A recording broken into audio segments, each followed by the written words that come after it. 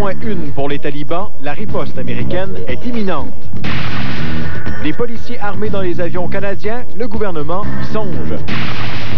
Et la SQ n'en revient pas, 600 personnes ont signalé des cas de rage au volant en 8 jours. Dans la région de Montréal, on a près de 500 appels.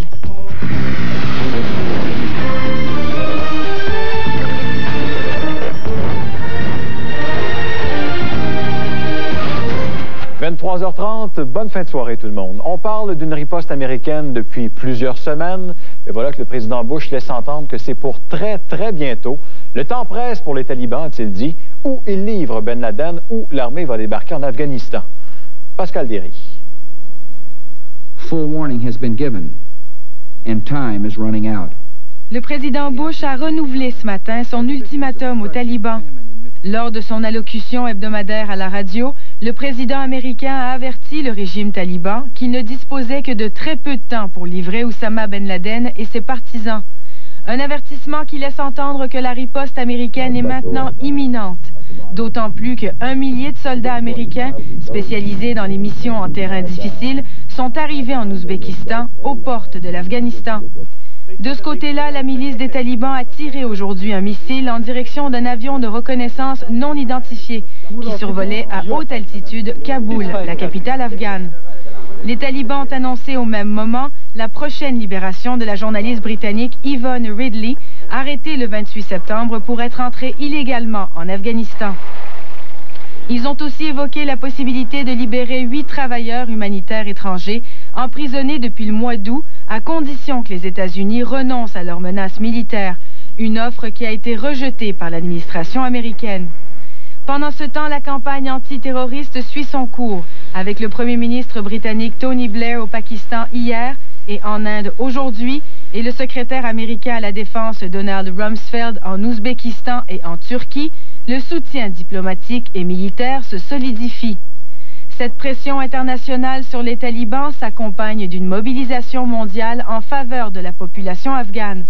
La communauté internationale s'est engagée à verser plus de 600 millions de dollars et les États-Unis ont promis de débloquer 320 millions de dollars d'aide et envisagent de parachuter des vivres dans le pays. We will deliver food and seeds, vaccines and medicine by truck, and even by draft animals.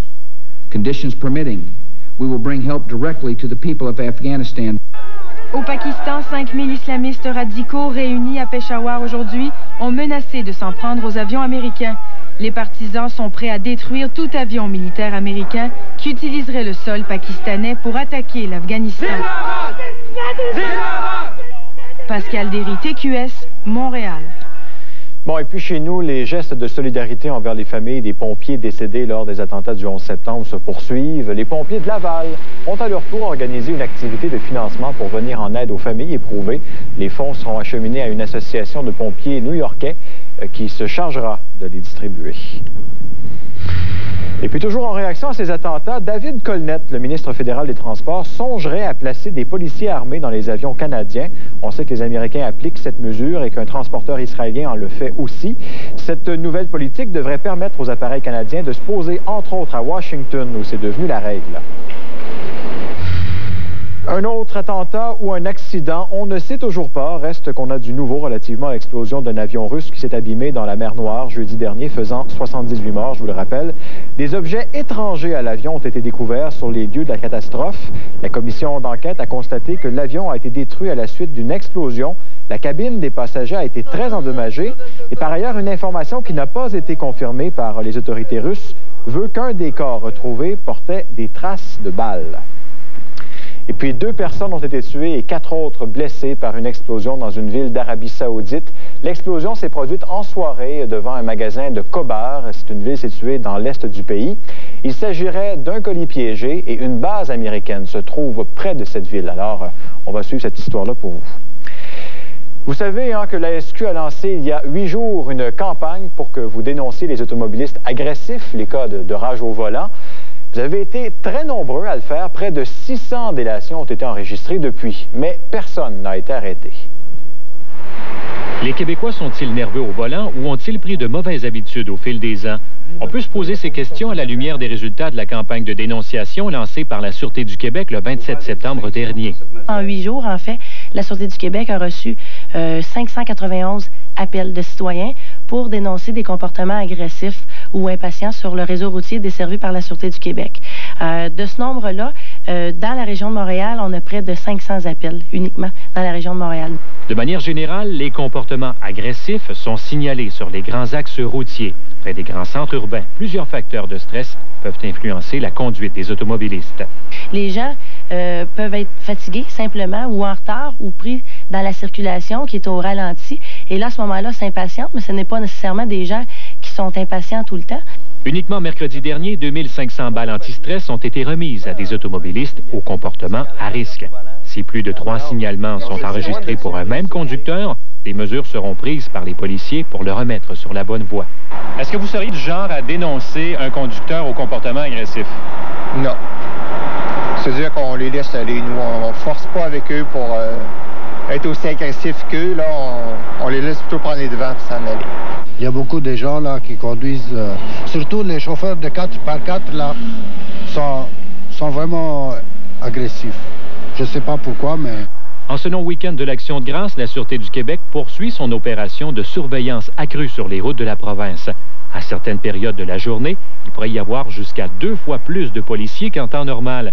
Depuis hier, les policiers de la SQ ont intercepté une vingtaine de conducteurs avec les facultés affaiblies et ont décerné plus de 1000 constats pour diverses infractions. Aussi, assurez-vous que votre ceinture de sécurité est bien bouclée puisque les policiers de la Sûreté du Québec vont y porter une attention particulière. Étienne Phoenix, TQS, Montréal. Triste histoire maintenant à Maniwaki. Une dame de 61 ans a été happée mortellement la nuit dernière dans une réserve autochtone par une autopatrouille de la SQ. L'accident, dont les circonstances exactes sont toujours inconnues, est survenu vers minuit sur la route 105 dans la réserve de Kitan-Gazibi. La victime était une résidente de la réserve. 2 policiers étaient à bord du véhicule qui effectuait une patrouille de routine. L'enquête a été confiée au SPCUM. Un Gérald Tremblay tout sourire aujourd'hui et pour cause. Pour la première fois, il devance Pierre Bourque dans les intentions de vote à la mairie de Montréal. Selon un sondage, Gérald Tremblay a progressé. Il détient 38,7 d'appui. Le maire Bourque reste stable à 36 %. Mais l'aspirant maire ne doit pas se réjouir trop rapidement. La marge d'erreur est de plus de 4 % et le nombre d'indécis dépasse 23 %. Alors, autant dire que les dés ne sont pas jetés. Une chose est sûre, cependant, l'enquête réalisée avant l'éviction des squatteurs du centre Préfontaine indique que l'attitude du maire Bourque dans ce dossier déplaisait à 52,7 % des Montréalais. Une centaine d'employés de Bombardier ont manifesté ce matin devant les bureaux d'entreprise à Dorval. Ce qui les frustre, l'entreprise a fait effectuer des heures supplémentaires à certains employés alors qu'elle a mis à pied plus de 1000 travailleurs. Sans empêcher leurs collègues d'entrer au travail, les piqueteurs leur ont suggéré de rebrousser chemin. On vous reparle du sommet des Amériques que le gouvernement fédéral dédommagerait les particuliers et les commerçants qui ont subi des dommages matériels lors du sommet en avril dernier à Québec. Selon le Soleil, 2 millions de dollars ont été prévus à cet effet. Les autorités municipales de Québec ont reçu en tout 733 demandes de dédommagement pour une valeur totale de près de 2,5 millions de dollars. Avec ce qui se passe depuis le 11 septembre, voilà un sujet qui était chaud, mais qui semble tomber dans l'oubli. On parle ici du prix de l'essence. Sachez qu'une commission parlementaire se penche sur la question ces jours-ci à Québec. Russell Ducasse. 73,9 cents aujourd'hui, 6 octobre. Mais on a connu le 17 avril dernier un prix de l'essence qui oscillait entre 88,4 et 87,9 cents. Des fluctuations dues à l'offre et à la demande selon les compagnies pétrolières. Mais un abus selon le porte-parole du site Internet, l'essence est essentielle. Frédéric Quintal a d'ailleurs présenté un mémoire jeudi dernier à la commission parlementaire sur le prix de l'essence et ses effets sur l'économie du Québec. Et la question que je pose, c'est est-ce que la commercialisation de l'essence peut être livrée totalement aux lois du marché, tout en satisfaisant à la fois les attentes financières de l'industrie et celles des consommateurs? Les suggestions sont basées sur les opinions et observations de quelques 800 000 internautes qui ont visité le site en 21 mois. Le mémoire remet en question la liberté commerciale de l'industrie pétrolière. D'avoir une réglementation qui va faire qu'à chaque fois que les compagnies pétrolières voudront modifier leur marge de raffinage, qu'elles devront suivre une procédure pour expliquer le pourquoi de la modification. Tout comme le CRTC, vous savez, existe dans les télécommunications. Ce n'est rien de nouveau. Ce débat a été lancé depuis quelque temps déjà. Parce que c'est la marge que les raffineurs se mettent dans les poches qui dérange. Lorsque vous voyez un prix d'affichage de 73,9, le consommateur n'a aucune idée de quelle est la marge de raffinage actuellement à travers tout ça. C'est ce 17 % en bleu, cette pointe de tarte sur le tableau, qui représente une zone grise pour les défenseurs des prix de l'essence. Ces chiffres-là sont réels, mais c'est dans la façon de jouer dans la présentation qui est biaisée. Le graphique, ce qu'on voit sur les pompes de Petro-Canada, indique 2 % de bénéfice. C'est le bénéfice du détaillant. Pourtant, le raffineur, dans le 17 % des coûts de raffinage, se retrouve avec des profits d'à peu près 80 %. La commission parlementaire sur les prix de l'essence se poursuit mardi avec une présentation de l'Institut canadien des produits pétroliers. Russell Ducasse, TQS, à Montréal. Voir des gens déménager, c'est fréquent, mais voir une maison déménager, ça l'est un peu moins, disons, surtout lorsqu'il s'agit d'une maison de près de 200 ans. C'est ce qui est arrivé ce matin à la maison Brunet de Kirkland. La ville avait besoin du terrain et comptait détruire la maison, mais un particulier s'en est porté acquéreur pour 1 $. Il a toutefois investi 15 000 $ pour la déplacer sur un autre terrain à Pierrefonds cette fois-ci. Météo, je remarque qu'il y a de la pluie à Montréal. Encore chanceux, ça pourrait être de la neige ailleurs au Québec. Oui, puis écoutez, oui, bien effectivement, il y a déjà de la neige là, qui est tombée tout récemment à Rouyn, en Abitibi-Témiscamingue. Heureusement, à Montréal, on ne prévoit pas de neige, c'est de la pluie pour une bonne partie de la nuit. Demain, il y a 40 % de probabilité. Il y aura des nuages, des éclaircies. Et pour lundi, la bonne nouvelle, c'est le retour du soleil. Soleil à Montréal avec 13 degrés. Pour mardi, ciel variable, donc mi-soleil, mi-nuage. Le mercure grimpe à 19 degrés. Je vous rappelle que la normale, elle est de 15. Et pour mercredi, jusqu'à maintenant, on prévoit des nuages avec 30 % de probabilité d'averse et le mercure grimpera à 20 degrés. Actuellement, ce n'est pas chaud à Montréal. Il fait 8 degrés. Et 8 degrés, c'est ce qu'on prévoit pour demain. Je vous donne d'autres détails à la fin du bulletin. Restez là. Moi, j'aime ça avoir des amis. Ça, c'est mes amis Lausanne et Mexico. Mais c'est pas nos noms dans la vraie vie. Non, c'était toujours écrit ces noms-là pendant nos répétitions sur Internet. Pour la grande chorale du monde. Mansion Bruder. Ok, c'est pas ça. Des fois, c'est un petit peu plus difficile. Alors, le chef, il était découragé. Ah, c'est pas bon. C'est pourri. Est-ce qu'on va recommencer ça? Je pense que oui. Maintenant!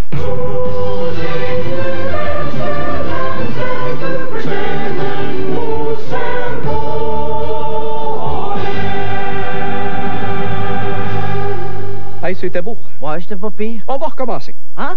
Allez voir tout ce qu'on peut faire en direct sur Internet avec Sympathico Édition de vitesse. Allez-y avec Belle.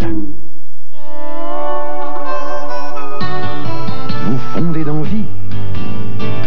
Peu importe le repas à préparer. Si le fromage est à l'honneur, soyez à la hauteur avec Tristelli, le choix savoureux. Voici l'Envoy de GMC. Remarquable. Avec plus d'espace que le Jeep Grand Cherokee. Une meilleure consommation d'essence. Plus de force de remorquage que le Ford Explorer. Plus de puissance que tout autre utilitaire sport dans sa catégorie. L'Envoy de GMC. Aussi confortable que performant. Tout comme son prix. À partir de 38 499 $.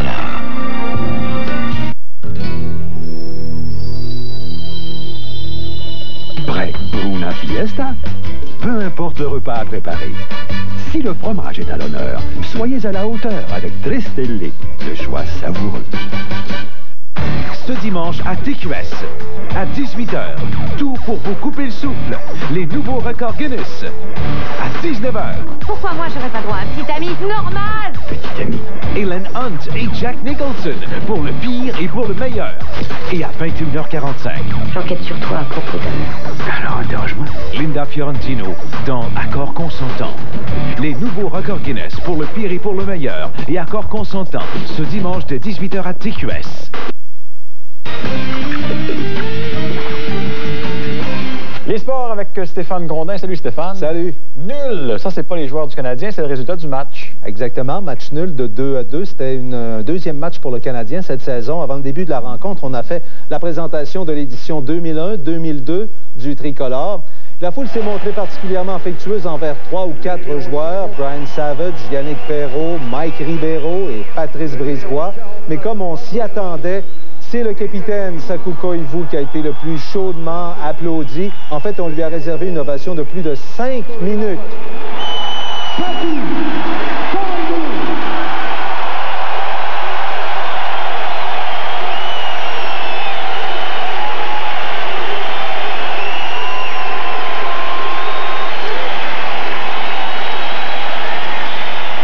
Après l'hymne national du Canada, interprété par Lara Fabian, tous les joueurs des Maple Leafs de Toronto sont allés serrer la pince à Saku. Vraiment, on a eu droit à de beaux moments au centre Molson ce soir, mais après tout ça, on a eu droit à un match. Alors, tel que convenu plus tôt cette semaine, c'est José Théodore qui gardait le filet pour le premier match de l'année à domicile. Il doit s'illustrer assez rapidement, surtout face à Alan McCauley sur un tir dévié. Mike Ribeiro lance le Canadien en avant en avantage numérique. Son puissant tir du point d'appui déjoue Curtis Joseph sous le bras. C'est son deuxième dans la Ligue nationale. L'autre jeune centre de l'équipe, Jan Boulis, obtient aussi une belle chance de s'amener seul devant le filet, mais Curtis Joseph va faire l'arrêt. Saku Koivu est sans doute le joueur le plus occupé de la deuxième période. Beaucoup moins d'action, beaucoup plus de trappes. Une chance de marquer seulement et Sundin en profite. Dans un 2 contre 1 avec Oglund, il nivelle la marque. Alex Mogilny va se permettre certaines libertés auprès de Théo. En fin de deuxième, à 2 reprises, il bouscule le gardien. En troisième, Nikolai Antropov donne les devants aux Leafs pour la première fois du match. Il a facilement contourné le filet de José Théodore. Une avance qui a été de courte durée. Yannick Perreault sert un lancer partie supérieure à Curtis Joseph. Wow! Quel tir! Force et précision. Et c'était 2-2. Je vous rappelle que c'est la marque finale de 2-2. Alors, d'autre part, la direction du Canadien a confirmé aujourd'hui l'embauche du vétéran Doug Gilmour. André Savard a lui-même rencontré les journalistes ce soir avant le match contre les Leafs, plutôt pour en faire l'annonce. Alors, le vétéran Doug Gilmour se joindra aux Canadiens, mais pas avant 2 semaines, histoire de retrouver la forme. Le vétéran de 38 ans en sera à sa 19e saison dans la Ligue nationale et à sa 7e équipe dans le circuit. L'an dernier, avec les Sabres, il a récolté 7 buts et 31 passes en 71 matchs. Il occupe présentement le 5e rang des pointeurs dans l'histoire de la Ligue nationale avec un total de 1343 points, dont 429 buts. Gilmour a paraffé un contrat de 2 ans, mais la deuxième année est sous option du Canadien. Le vétéran recevra 1,8 million pour la première année et 2 pour la deuxième, mais des clauses boni pourraient lui rapporter jusqu'à 2,5 millions par année. On est très heureux, très fiers d'être capable d'obtenir les services de Doug Gilmour. Pourquoi? Parce que c'est un gagnant. C'est un gars de caractère. C'est un gars qui amène beaucoup de leadership. Puis on sait avec la perte de Saku, je pense qu'on a perdu en Saku un leader, un gars de caractère. André Savard a indiqué lors de la conférence de presse que Doug Gilmour allait jouer exclusivement au centre et non pas sur les ailes. Est-ce que Mike Ribeiro sera renvoyé à Québec? Il semble que non. C'est pas une question que Ribeiro va écoper. Je ne vois pas ça dans ce sens-là. Mike continue, s'il continue de cette façon, peut demeurer avec nous autres toute la saison. Tout dépend, c'est certain, tout dépend sa progression, tout dépend sa contribution, tout dépend son rendement sur la patinoire. Alors, si Mike continue dans le sens qu'il va actuellement, peut demeurer avec nous autres toute la saison. Doug Gilmour, lui, se joindra aux Canadiens dès lundi. Il prétend être en parfaite forme, sauf qu'il veut se donner peut-être jusqu'à 3 semaines afin de retrouver son synchronisme. En entrevue téléphonique, il a précisé qu'il avait choisi de se joindre aux Canadiens en raison de la nouvelle attitude de l'organisation. I went to a restaurant the other night to watch their first game, and these guys have great speed, they have great skill, and they're hungry. And I think that's something that they don't want to go through what they've gone through the past 3 years. They want to make the playoffs now, and you like that when you go into a dressing room and the atmosphere is everybody's excited, everybody wants to go out. Qu'est-ce qui arrive avec notre ami coup de circuit, Barry Bonds? Est-ce qu'il a fait un 73e aujourd'hui? Ah non, Bonds qui avait frappé 2 coups de circuit hier soir pour atteindre le monstrueux total de 72 coups de circuit cette saison, a eu droit à une journée de congé aujourd'hui. C'est une drôle de décision, ça, du gérant Dusty Baker, qui a choisi d'asseoir celui que 40 000 personnes étaient venues voir. Écoutez, même Elvis s'était déplacé pour voir Bonds frapper son 73e circuit. En 9e, on a finalement fait appel à lui à titre de frappeur suppléant. Tout le monde a retenu son souffle, mais le sympathique Barry s'est contenté d'un simple. Et les Expos disputent leur avant-dernier match de l'année à New York ce soir face aux Mets. C'est 4-0. Nous sommes en 8e manche. Soulignons que Daisy Rutherford a porté l'avance des Mets à 3-0 en 5e manche à l'aide d'un double aux dépens de notre ami Carl Pavano. Les pilotes de Série Kart, disons-le comme il faut, avaient rendez-vous à Houston aujourd'hui. Oui, l'épreuve de cette semaine se déroule dans le centre-ville de Houston. C'est un circuit de 1,5 mille. Gilles de Ferrand, qui avait arraché la pole l'an dernier, était grandement favori pour répéter l'exploit. Et si vous avez parié là-dessus, vous auriez fait plus d'argent qu'à la bourse, parce que pour une deuxième année d'affilée, c'est le Brésilien de Ferrand qui prendra le départ en première position. Au volant de sa Marlboro Reynard, il a réalisé un tour en 59 secondes et 421 millièmes.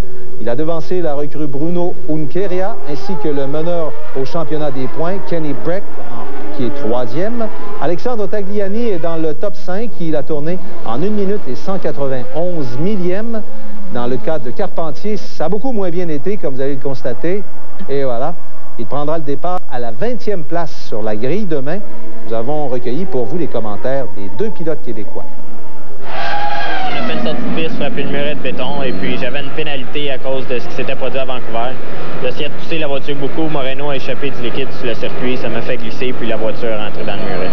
On va voir comment ça va demain. J'ai pas eu le temps vraiment d'essayer la voiture, de savoir comment elle allait, mais on va essayer de remonter en avant demain. Oui, l'équipe Players a fait bon travail. On pensait arriver ici avec les ajustements de Vancouver, puis être extrêmement rapide, mais c'est pas ce qui s'est passé. Je pense que le pavé demande d'autres ajustements au niveau des suspensions, des amortisseurs, tout ça. On a travaillé fort. Kelly Lowen puis les Tony Secale ont travaillé d'arrache-pied depuis les 2 derniers jours. Et puis en qualif, on part dans les 5 premiers. Donc on est parti 5e à Toronto, on a fini 2. Donc je m'inquiète pas trop avec ça. On est moins dans le trouble que si on était parti en arrière. Je vous rappelle donc qu'on a eu droit à une belle soirée ce soir au Centre Molson. Le Canadien a livré un verdict nul de 2-2 aux Maple Leafs de Toronto. Ribeiro et Perreault ont marqué pour le Canadien. Ce match marquait également le retour au Centre Molson de Saku Koivu, qui a reçu un très, très bel accueil. Et on a confirmé aujourd'hui la signature de Doug Gilmour. Ça, c'est une grosse nouvelle quand même. Oui. Merci beaucoup, Stéphane. Salut, à demain. À demain. Vous avez des images exclusives ou voulez nous communiquer une nouvelle importante? Composez de l'extérieur de Montréal le 1-888-818-9999 ou le 790-1999. Abonnez Rogers AT&T. Faites étoile 1999. OK, Paul, Julie, on vous a réservé le 22h25. Vous pouvez commencer à nous conduire. Oh, je voulais vous appeler. On s'est offert un matelas Certa. Non, ça va. Je suis sûr que Paul, il rigole. Tu rigoles, Paul? Non. Notre Certa est si confortable qu'on n'a plus besoin de vous autres. Paul, je veux quand même te rappeler que nous avons un contrat de 2 ans avec vous. Dès que vous serez allongé, vous sentirez la différence. Certa, nous fabriquons les meilleurs matelas au monde.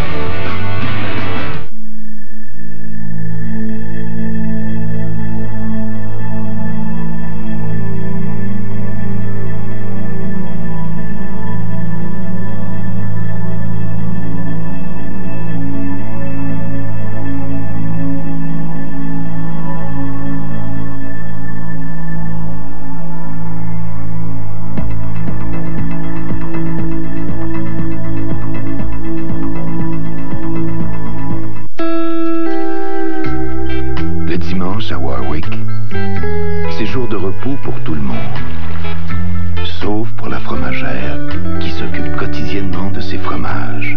À 16h, lorsqu'elle les retourne, tout le village a une petite pensée pour elle.